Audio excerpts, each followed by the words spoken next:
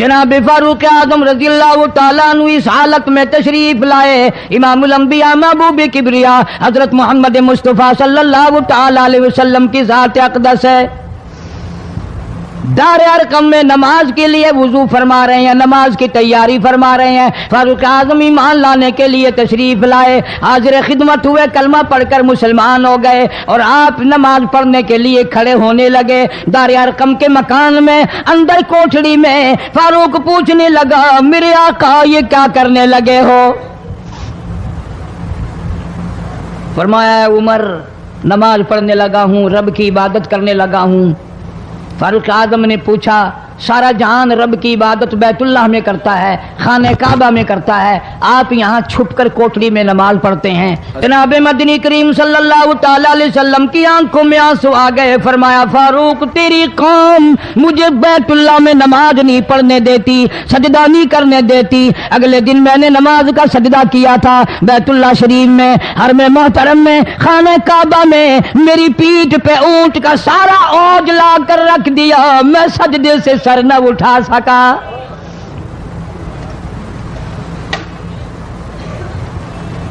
جناب صدیق اکبر رضی اللہ تعالیٰ عنہ فرماتے ہیں، جناب محمد عربی صلی اللہ تعالیٰ علیہ وسلم نے حرم محترم میں بیت اللہ شریف میں کھڑے ہو کر قرآن مجید کی 2-4 آیتوں کی تلاوت فرمائی، سارا مکہ مارنے لگا۔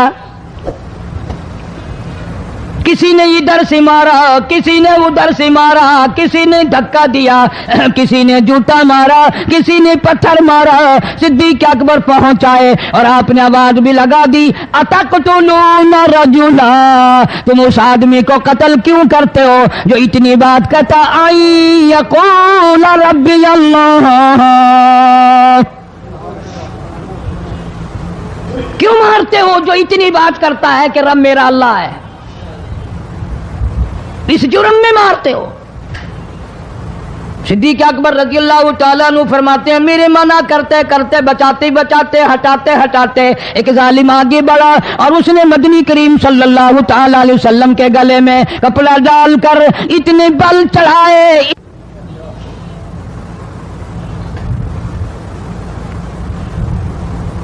ایک اور کمینے نے آگے بڑھ کر محمد عربی صلی اللہ تعالیٰ علیہ وسلم کے گلے میں کپڑا ڈال کر اتنا زور سے جھٹکا مارا، حضور کے منہ مبارک میں جھاگ آ گئے۔ اس دین کے پیچھے، اس قرآن کے پیچھے بڑی تکلیفیں برداشت کی ہیں خود محمد کریم صلی اللہ علیہ وسلم کی ذات اقدس نے۔ آج تم نے تماشا سمجھ رکھا ہے۔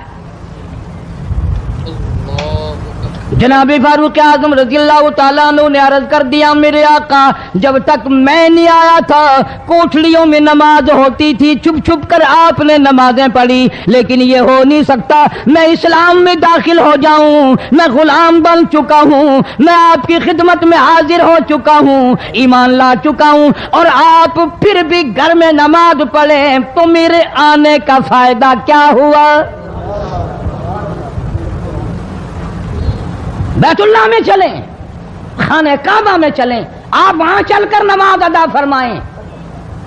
عمر تیری قوم مارے گی، ہماری تعداد بڑی ہے، بہت تھوڑی ہے، ہم بڑے کمزور ہیں، مارتے ہیں، میرا گلا گھونٹا گیا، میری پیٹھ پہ اونٹ کا سارا اوج لا کے رکھ دیا گیا۔ خطاب کا بیٹا کہتا ہے، آقا سب کچھ ہوا، خود دیکھا اور خود کیا، سب کچھ سنا، سب کچھ ہوا، لیکن یہ سارے معاملات میرے آنے سے پہلے تھے۔ میرے آقا اب چلو بیت اللہ میں نماز آپ پڑھیں، میں جانوں سارا مکہ جانے۔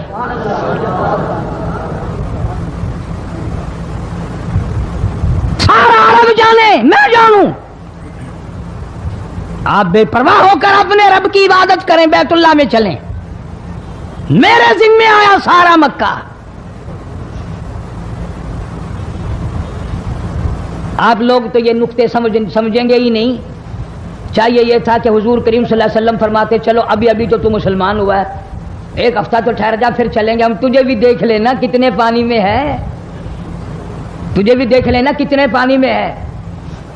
نہیں، فاروق اعظم کی زبان پر حضور کو اتنا اعتبار تھا، اسی وضو سے اسی وقت بیت اللہ میں تشریف لے گئے۔ تجھے 60 سال ہو گئے کلمہ پڑھتے پڑھتے، تیرے کلمے کا کچھ نہ بنا، تیرے دین کا کچھ نہ بنا، تیرے ایمان کا کچھ نہ بنا، تیری چٹی داڑھی ہوگی پڑھتے پڑھتے، نہ معلوم مرتے وقت کفر پہ مرے گا یا کلمے پہ مرے گا، لیکن فاروق کو کلمہ پڑھے ہوئے 2 منٹ نہیں ہوئے، کالی کملی والے کو اس کے کلمے پہ کتنا بڑا یقین ہے، فوراً بیت اللہ میں تشریف لے گئے اور خانہ کعبہ میں جا کر پھر فاروق اعظم نے ہمارے والا کام نہیں کیا، او جی آج پہلا دن ہے نا، ذرا جلدی سے پڑھ لو، میں دروازے پہ کھڑا ہو کے دیکھ رہا ہوں کوئی مکے والا آ نہ نکلے، ہاں خامخواہ جھگڑا نہ ہو جائے، جھگڑا اچھی چیز نہیں نا جی، آپ جلدی سے ذرا فارغ ہو جائیں، یہ نہیں۔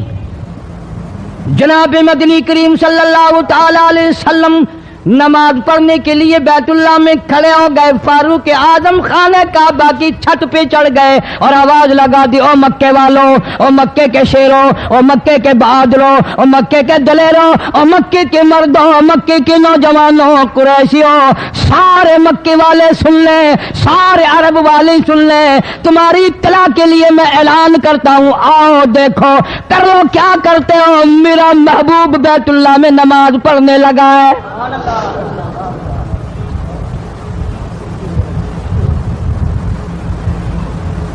صرف یہی نہیں، آواز لگا دی، مکے والوں، جس نے اپنی بیوی کو بیوہ بنانا ہو سامنے آ جائے، جس نے اپنے بچوں کو یتیم کرانا ہو سامنے آ جائے، جس نے اپنے گھر کو اجاڑنا ہو فاروق کے سامنے آ جائے۔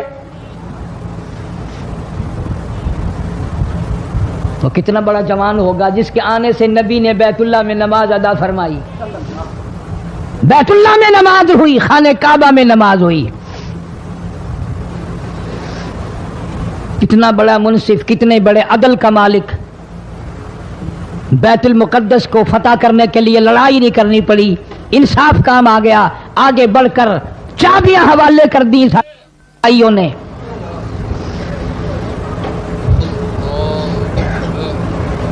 سب لوگ اپنے لیے اچھی اچھی دعائیں مانگتے ہیں، اولاد کے لیے کوٹھی بنگلے مانگتے ہیں، اولاد کے لیے راحت و آرام و آسائش مانگتے ہیں۔ آپ نہ جانے کیا کیا مانگتے ہوں گے، میں نہ جانے اپنے لیے اپنی اولاد کے لیے کیا کیا مانگتا ہوں گا، لیکن فاروق کی دعا تو دیکھو، کہتا اللہم ارزقنا شہادتاً فی سبیلک، مولا تیری حضور میں میری التجا ہے، میری دعا ہے، میری مناجات ہے، میں تیری حضور میں دعا مانگتا ہوں، مولا مجھے بستر کی موت سے بچا، میں اپنے گھر کی موت سے پناہ مانگتا ہوں، تیری راہ میں تیرے نام پہ قربانی دیا چاہتا ہوں۔ شہادت یوں ہی نہیں ملا کرتی، اس کے لیے تو بڑی تگ و دو کرنی پڑتی ہے، اس کے لیے بڑی جستجو کرنی پڑتی ہے، اس کے لیے بڑے دامن پھیلانے پڑتے ہیں، اس کے لیے بڑی دوڑ دھوپ کرنی پڑتی ہے، یوں ہی تو اللہ پاک نے اعلان نہیں کر دیا، فرمایا وَلَا تَقُولُوا لِمَن يُقْتَلُ فِي سَبِيلِ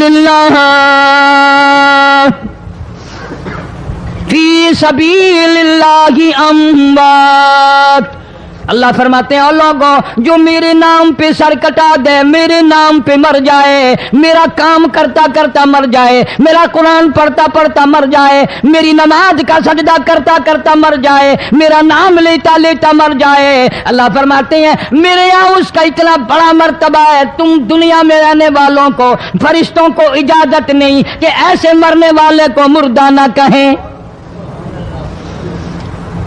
بل احیاء ولکن لا تشعرون، وہ زندہ ہیں، تمہیں ان کی زندگی کی تمیز نہیں ہے، سمجھنے کا سلیقہ اور شعور نہیں ہے۔ فاروق اعظم دعا مانگتے ہیں اللہم ارزقنا شہادتاً فی سبیلک، یا اللہ تیری راہ میں شہادت کی موت مانگتا ہوں۔ کابل سے لے کر طرابلس تک اسلام کا جھنڈا لہرانے والا فاروق اعظم، 900 جامع مسجدیں، 9000 بڑی چھوٹی مسجدیں بنانے والا فاروق اعظم رضی اللہ تعالیٰ عنہ،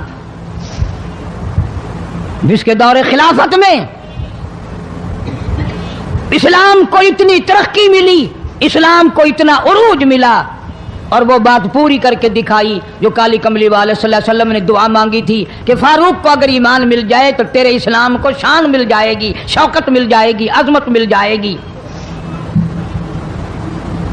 عظمت بن کے دکھایا اور محبت کا معیار عرض کر دیا، وجعل موتنا فی بلد محمد صلی اللہ علیہ وسلم۔ مولا او میرے پروردگار مدینے کی موت عطا فرما، یار کے شہر کی موت عطا فرما۔ اللہ میاں نے جواب دیا، میرے فاروق میں تیرے دل کی دھڑکنوں سے واقف ہوں، تیری دعا کے صرف الفاظ نہیں، میں تیری رگوں کے خون کے قطرے قطرے سے واقف ہوں۔ تجھے تو دفن کے لیے ایسی جگہ دوں گا بالکل اپنے محبوب کریم صلی اللہ علیہ وسلم کے بغل میں برابر میں۔ کیوں؟ میرے محبوب کو بھی تجھ سے بڑی محبت ہے، اتنا قریب تجھے قبر کی جگہ دوں گا، جب اس کا دل کرے وہ تجھے دیکھ لے، جب تیرا دل کرے تو دیدار کر لے۔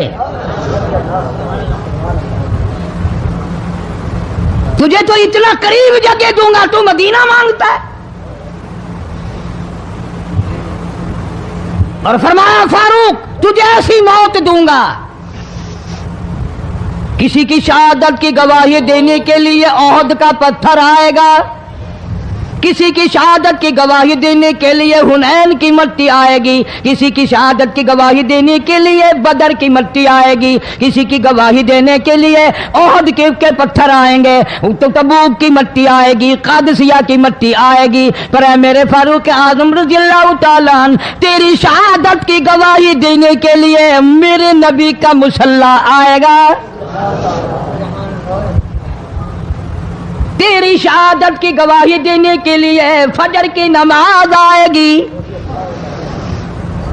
تیری شہادت کی گواہی دینے کے لیے سارا مدینہ آئے گا، تیری شہادت کی گواہی دینے کے لیے میرے نبی پاک صلی اللہ علیہ وسلم کی مسجد آئے گی، تیری شہادت کی گواہی دینے کے لیے مدینہ آئے گا، فجر کی نماز آئے گی۔ اللہ فرماتے ہیں او فاروق تیری گواہی دینے کے لیے میرا قرآن آئے گا۔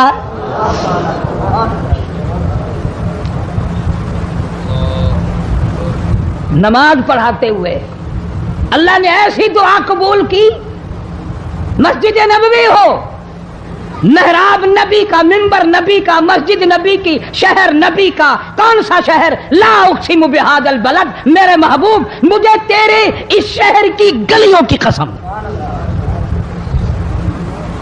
وانت حل بہذا البلد، میرے محبوب تیرے وطن کی قسم، تیرے شہر کی قسم، تیرے گلیوں کی قسم۔ اتنا بڑا عظیم جوان پیش ایمان بنا کھڑا ہے، نبی کے مصلی پہ کھڑا ہے، بے ایمان منافق نے چھرا مارا، نماز میں چھرا مارا، قرآن پڑھتے ہوئے کو چھرا مارا، فجر کی نماز پڑھاتے ہوئے کو چھرا مارا۔ وہ فاروق جو انصاف کا اتنا بڑا علم بردار تھا، مدینے میں ہے، زلزلہ آ گیا، بھونچال آیا زمین میں، ہم لوگ دعا مانگیں گے، ڈر کے مکان چھوڑ کے باہر بھاگیں گے، دکانوں سے باہر نکل جائیں گے، دب کر نہ مر جائیں۔ فاروق کی شان بتاؤں، کوڑا اٹھایا اور زمین پہ مارا، اسکن ٹھہر جا، زمین پہ کوڑا مار دیا، درہ مار دیا، ٹھہر جا، زمین ٹھہر گئی۔ یوں فرمایا میں تجھ پہ انصاف کرتا ہوں، تجھے ہلنے کی اجازت نہیں، تجھے ہلنے کی اجازت نہیں۔ زمین ٹھہر گئی، کسی نے آ کر خبر دی آتش فشاں پہاڑ سے لاوا نکل رہا ہے، آگ نکل رہی ہے، بستیاں جل رہی ہیں اور وہ آگ چل رہی ہے۔ فاروق اعظم رضی اللہ تعالیٰ عنہ نے اپنی چادر اتار کر دے دی، فرمایا جلدی جاؤ آگ کے سامنے یہ چادر کر دو اور آگ کو بتا دو یہ فاروق اعظم کی چادر ہے۔ تاریخ شاہد ہے، فاروق اعظم رضی اللہ تعالیٰ عنہ کی چادر کو دیکھ کر آگ بجھ نہیں گئی، بسم نہیں گئی، ختم نہیں ہوئی، واپس ہو کر پہاڑ میں داخل ہو گئی۔ زمین پہ زلزلہ آیا تو درہ مار دیا، آگ جلاتی جا رہی ہے تو چادر دیکھ کر واپس ہو گئی۔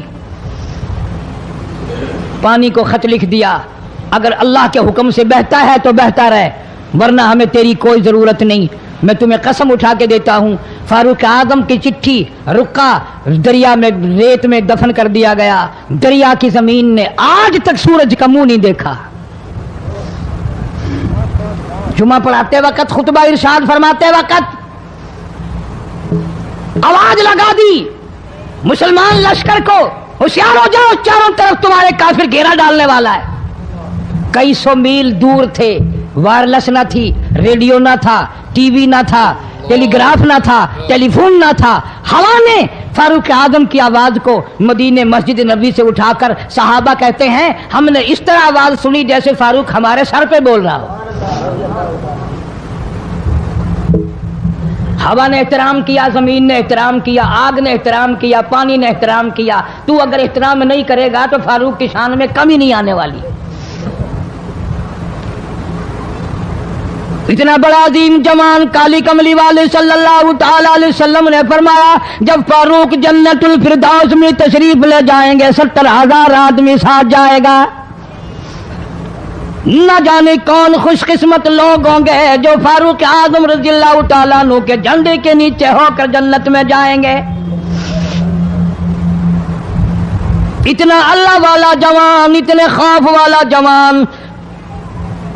میں ایک بات عرض کروں گا، اندازہ لگا لینا، تیری بات کا لحاظ کونسلر کرے گا، تیرا لحاظ چیئرمین کرے گا، تیرا لحاظ تھانے دار کرے گا، تیرا لحاظ کوئی معمولی افسر کرے گا، تیرا لحاظ کوئی دنیا دار کرے گا، تیرا رشتہ دار تیرا لحاظ کرے گا، تیرا یار تیرا لحاظ کرے گا۔ فاروق اعظم کی سیرت اور زندگی کے بارے میں اتنی سی بات کروں گا، اللہ تبارک و تعالیٰ کی عطا کا کیا کہنا، اس کی دین کا کیا کہنا۔ جو فاروق فرش پہ پسند کرتا ہے، مالک کی کائنات عرش پہ وہی پسند فرماتے ہیں۔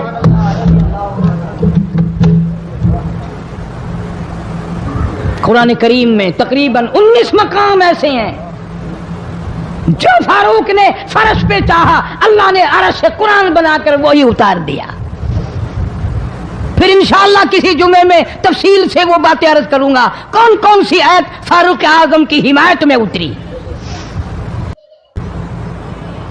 مگر آج تو حال یہ ہے فاروق اعظم رضی اللہ تعالیٰ عنہ زخمی ہے، لہو بہرا ہے، محراب و منبر میں زخمی کیا گیا، لیکن پھر بھی ادب دیکھو، احترام دیکھو، محبت دیکھو۔ فاروق اعظم نے اپنے بیٹی کو بلایا اور بلا کر کے فرمایا جا عائشہ صدیقہ رضی اللہ تعالیٰ عنہا کو جا کر میرا سلام پہنچا اور جا کر عرض کر دے گنبد خضرا میں تو نے جو اپنے لیے قبر کی جگہ رکھی ہوئی ہے، آج فاروق اعظم بھیک مانگتا ہے، خیرات مانگتا ہے، قبر کے لیے جگہ مانگتا ہے تاکہ نبی پاک صلی اللہ تعالی علیہ وسلم کے قدموں میں آرام کر لوں۔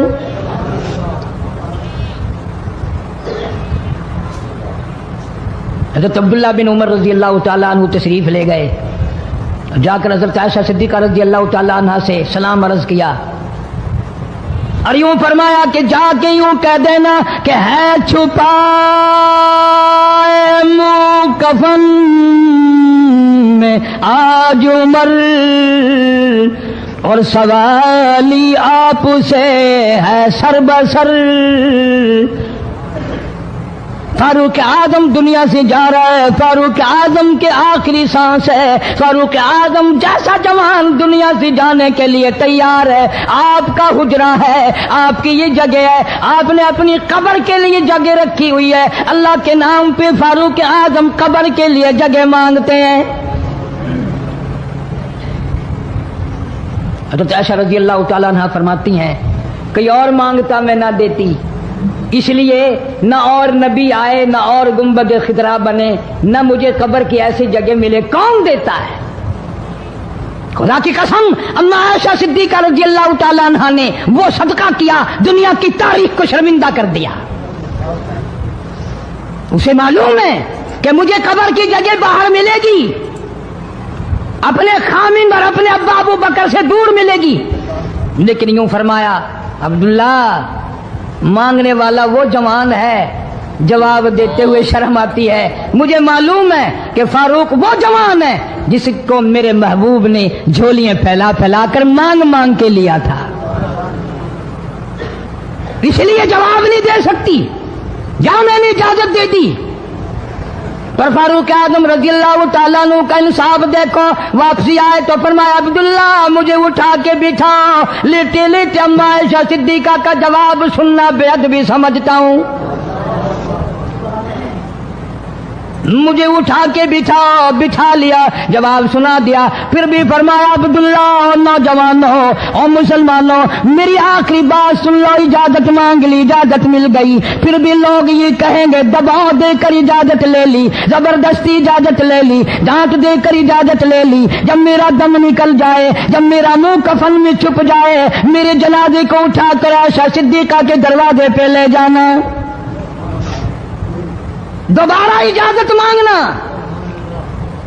نہ میں زندہ ہوں، نہ میری حکمرانی ہو، نہ میری حکومت ہو، نہ میرا ڈر ہو، نہ میرا خوف ہو، اگر اجازت دے تو گنبد خضرا میں دفن کر دینا، ورنہ عام جنت البقیع میں دفن کرنا۔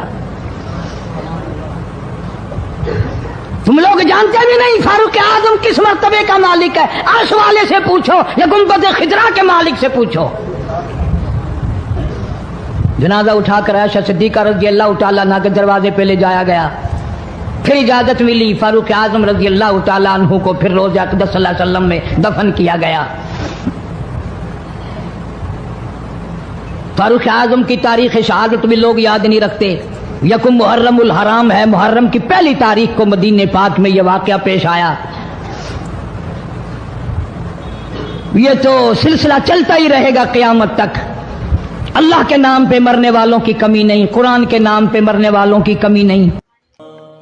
آپ کو معلوم ہے، آپ سب نے نام سنا ہوگا ایک بہت بڑے پیغمبر کا، حضرت موسیٰ سنا؟ ہمارے حاجی نور بھائی آپ نے سنا؟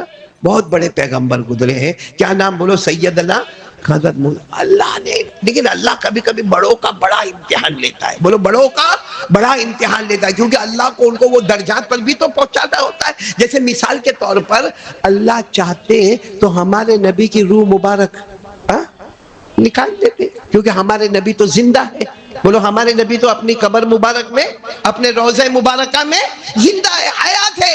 اللہ چاہتے تو ہمارے نبی صلی اللہ علیہ وسلم کی روح مبارک کو بہت آسانی سے نکال لیتے، لیکن تقریباً 2.5 روز تک ہمارے نبی اپنے سر پر یوں کپڑا رکھتے تھے اور فرماتے تھے ان للموت لسکرات، ان للموت لسکرات، ان للموت لسکرات۔ اے اللہ موت کے وقت بہت خطرناک حالات، اللہ موت کے وقت بہت خطرناک حالات، اللہ موت کے وقت بہت خطرناک حالات، اللہ کچھ سمجھ میں نہیں آتا۔ یہ ہمارے آقا محمد الرسول اللہ صلی اللہ علیہ وسلم اس وقت حدیث کا مفہوم کہ آپ کے اوپر ایسے حالات کیوں آئے؟ آپ سے بڑھ کر بخشایا، آپ سے بڑھ کر معصوم، لِيَغْفِرَ لَكَ اللَّهُ مَا تَقَدَّمَ مِن ذَنبِكَ وَمَا تَأَخَّرَ وَيُتِمَّ نِعْمَتَهُ عَلَيْكَ وَيَهْدِيَكَ صِرَاطًا مُسْتَقِيمًا۔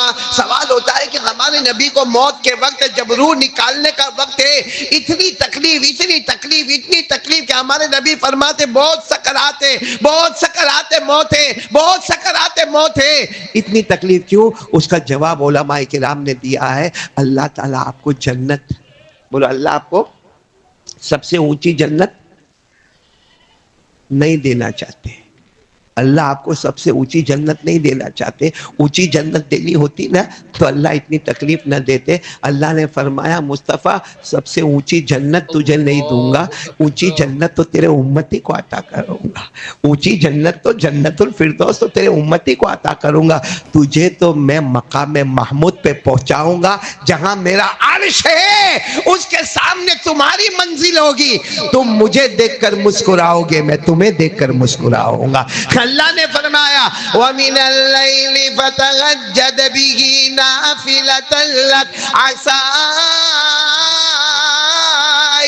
يَبْعَثَكَ رَبُّكَ مَقَامًا مَحْمُودًا۔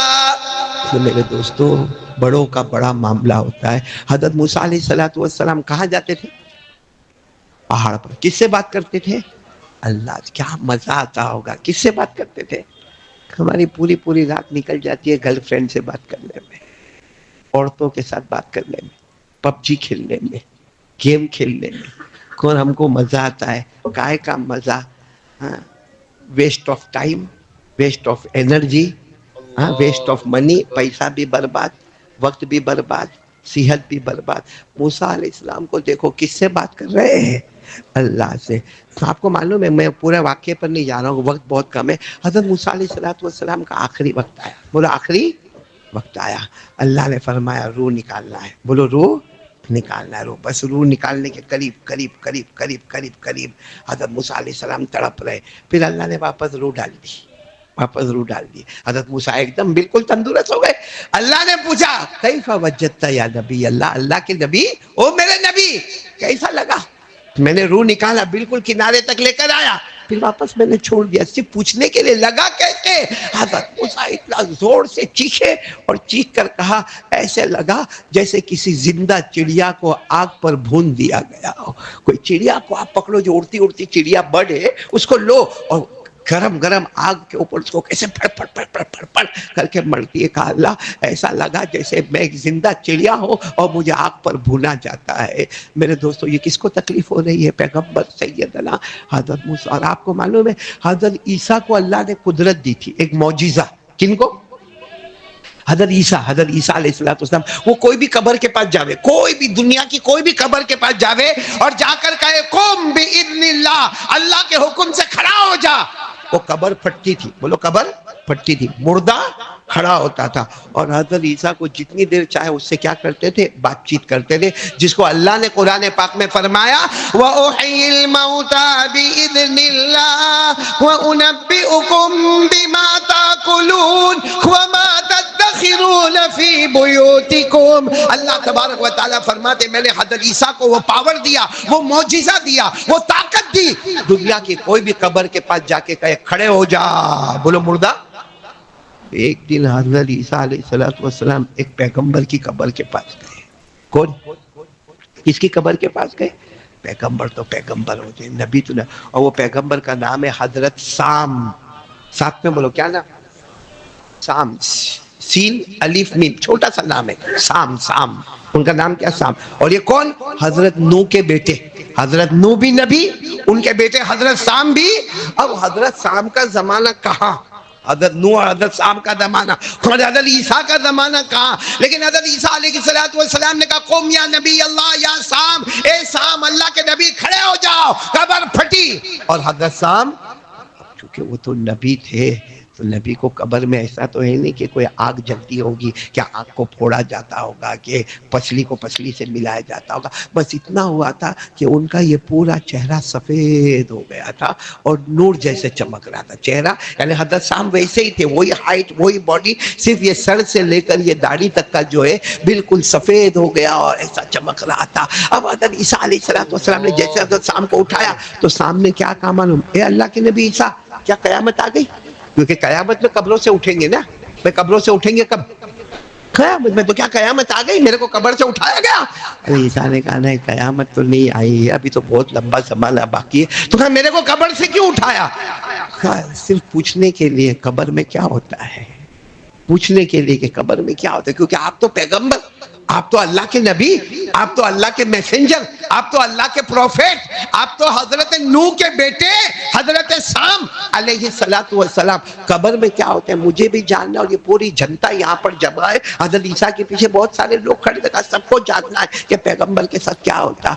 तो कहा वो तो बाद में बताऊंगा, बस इतना है कि हम पैगंबर गए, वैसे अल्लाह ने कब्र को जन्नत का बाग बना दिया। बोलो सुभान अल्लाह।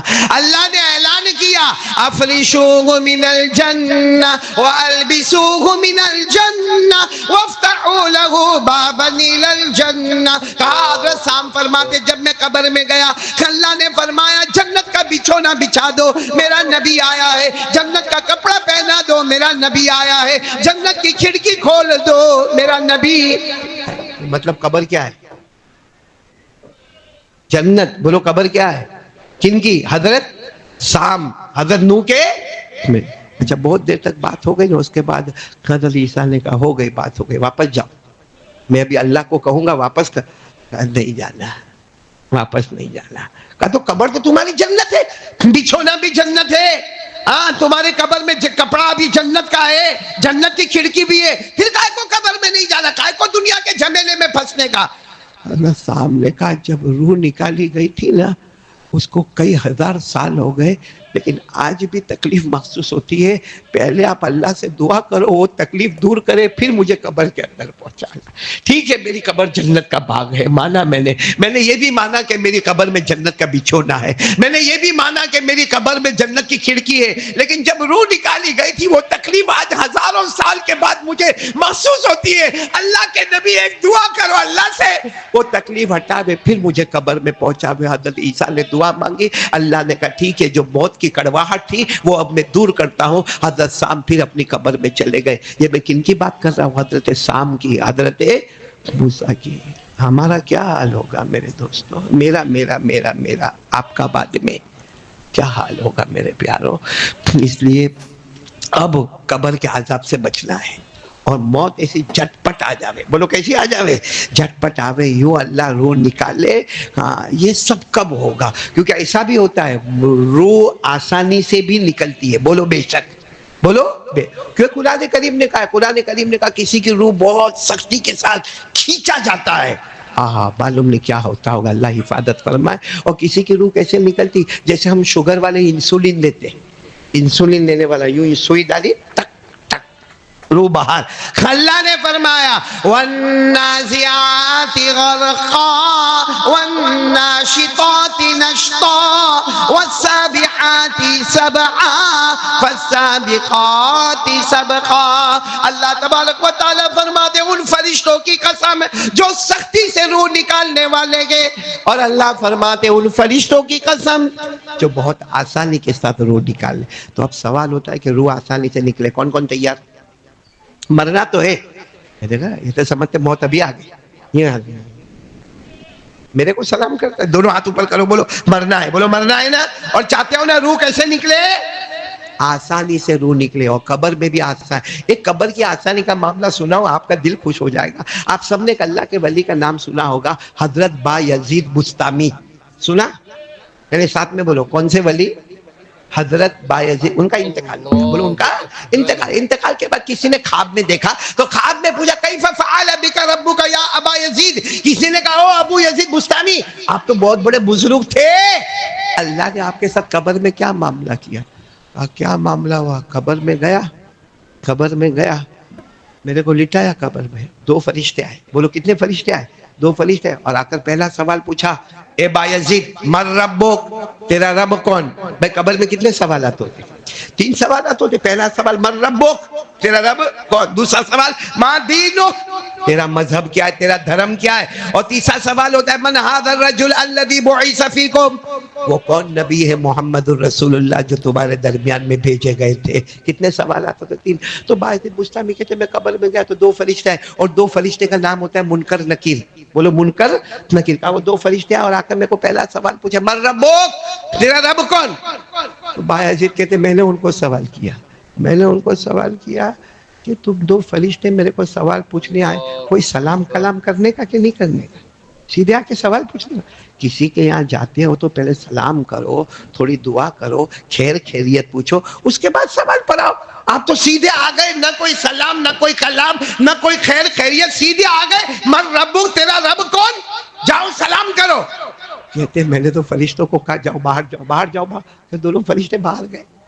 پھر آئے السلام علیکم کر کے آئے. آ کر کہا دیکھو ابھی ہم نے سلام کر لیا ہے، اب ہم پوچھتے ہیں تمہارا رب کون ہے؟ تو حضرت بایزید نے کہا سلام کس کو کیا جاتا ہے، مسلمان کو کہ کافر کو؟ سلام کس کو کیا جاتا ہے، مسلمان کو کیا جاتا ہے یا کافر کو؟ کہا مسلمان کو. تو کہا تم نے میرے کو سلام کیا تو میں کون؟ کہا تم مسلمان. تو میرے کو کیوں پوچھتے تیرا رب کون ہے؟ مسلمان کو کیوں پوچھتے تیرا رب کون ہے؟ تو وہ 2 فرشتے حیران ہو گئے. دونوں باہر آئے. اللہ کو کہا اللہ ہم سوال کر دیا، یہ ہم کو سوال کرتا ہے. اللہ ہم آئے اس کو سوال کر لے، یہ ہم کو سوال کرتا ہے. اللہ نے فرمایا عاشا فی حبی مات فی حبی یبعث فی حبی یحشر فی حبی. کہا یہ وہ میرا بندہ ہے جو زمین پر رہا تو میری محبت میں، مرا تو میری محبت میں، قبر سے اٹھے گا تو میری میری محبت میں, اور قیامت کے دن آئے گا تو بھی میری محبت میں.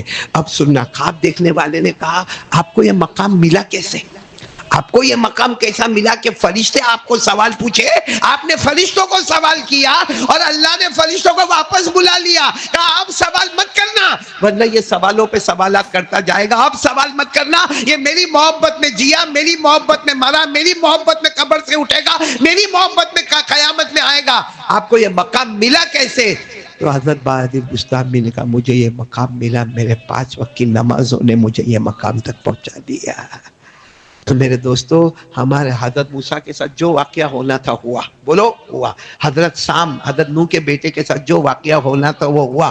ہمارے نبی کا عالی مقام تھا, آپ کو مقام محمود ملنا تھا, تو آپ کے ساتھ جو واقعہ ہوا ہوا. لیکن ہم کمزوروں کے لیے اگر موت کے وقت آسانی چاہیے اور ہم کو قبر میں جنت کا باغ چاہیے, کچھ نہیں کرنا میرے پیارو, ایک کام مضبوط کر لو اور وہ ہے 5 وقت کی.